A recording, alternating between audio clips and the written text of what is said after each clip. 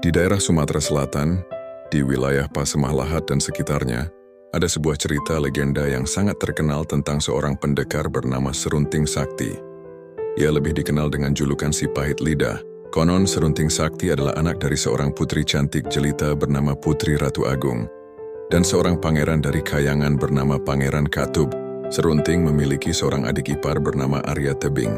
Arya Tebing dikenal sebagai sosok yang jujur, rendah hati, dan juga memiliki kesaktian. Legenda si pahit lidah.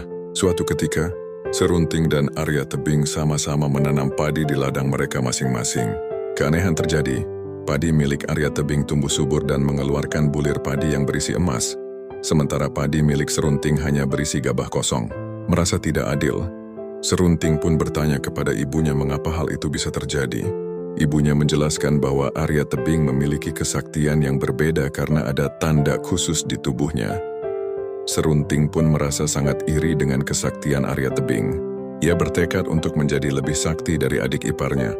Serunting kemudian pergi bertapa ke Gunung Siguntang. Sesampainya di sana, ia mendengar suara Sang Hyang Mahameru. Bisikan itu menawarkan Serunting untuk menjadi pemilik kekuatan gaib.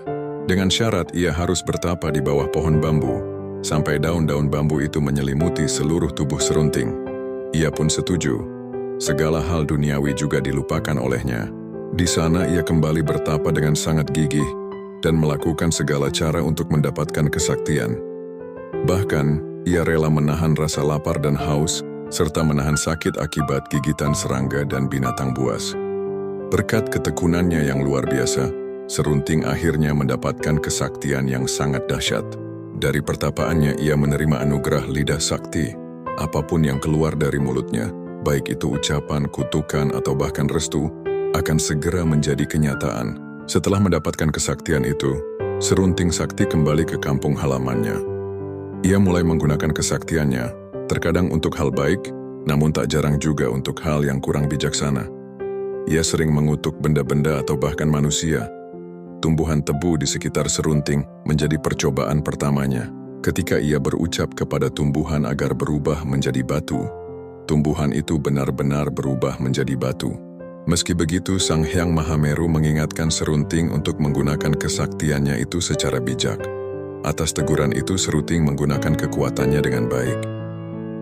Dalam perjalanan pulang ke kerajaannya, Pangeran Serunting yang semakin sakti dan kuat itu dipertemukan dengan lahan tandus. Lewat kesaktiannya, ia mengubah lahan gersang tadi menjadi hutan belantara yang lebat. Tak hanya itu, ia juga dihadapkan dengan pasangan renta yang tidak memiliki keturunan. Hanya dengan sehelai rambut dari kepala sang nenek, dalam sekejap Serunting mampu mengubahnya menjadi seorang bayi. Karena kesaktian inilah ia kemudian dikenal dengan julukan si pahit lidah. Sepanjang jalan pulang, Serunting tetap berbuat baik. Setelah bertemu Arya, Pangeran Serunting alias si pahit lidah meminta maaf kepada Arya karena ia telah bersifat iri dan sombong. Ternyata Arya sudah memaafkan kakak iparnya itu dari dulu. Pada akhirnya Pangeran Serunting dan Arya Tebing tinggal bersama dengan rukun. Konon, banyak formasi bebatuan unik, pohon-pohon besar, atau bahkan rupa bumi di Sumatera Selatan yang diyakini masyarakat sebagai hasil kutukan dari si pahit lidah. Misalnya, jika ia melihat kerbau lalu berkata, "Jadilah batu," maka kerbau itu seketika akan berubah menjadi batu.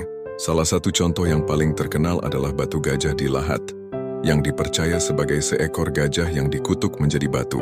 Kisah si pahit lidah ini mengajarkan tentang kekuatan perkataan. Setiap ucapan yang keluar dari mulut kita memiliki kekuatan, baik itu untuk membangun atau menghancurkan. Oleh karena itu, kita harus selalu berhati-hati dalam berucap dan memikirkan dampaknya.